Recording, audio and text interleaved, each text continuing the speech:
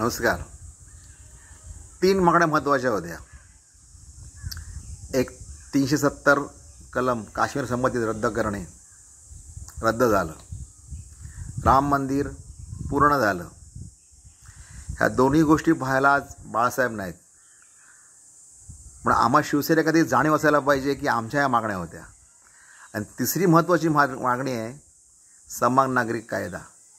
समान नागरिक कायदा जर नाही झाला तर या देशाला आपल्या पुढच्या पिढीला भवितव्य नाही. विनाकारण समान नागरिक कायदा म्हणजे आरक्षण रद्द होईल ही जी भीती घालतायत ही पूर्ण चुकीची आहे. तेव्हा विनाकारण गैरसमज करून घेऊ नका. ह्या निवडणुकीत कमळ आणि धनुष्यबाण ह्या दोनच निशाणे लक्षात ठेवा. बाकीच्या निशाण्या ह्या धोकादायक आहेत. माझ्यासारखा एक सामान्य शिवसैनिक आपणास सांगतो हे गोष्ट.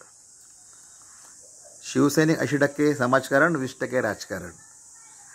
आमचा राजकारणाशी तसा काही संबंध नाही. जिथे अन्याय झाला का शिवसैनिक धावतो.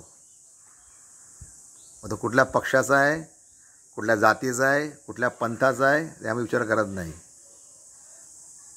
म्हणून आम्ही बेधडक मदतीला उभे राहतो. पण निवडणूक हा असा प्रकार आहे तिथे राजकारणात जास्त चालू असते. पण आम्ही राजकारणापासून जवळ लांब राहिलो ह्यावेळी. कारण भरपूर गैरसमज झालेले आहेत. तेव्हा सुज्ञ मतदारांनी एक लक्षात ठेवा, कोणत्या परिस्थितीत केंद्रात मोदी सरकार असणे आवश्यक आहे. नाहीतर पुढील धोके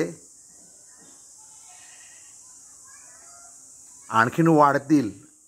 बाकी काय होणार नाही. तरी सावध राहा आणि मतदान करा. जय हिंद, जय महाराष्ट्र.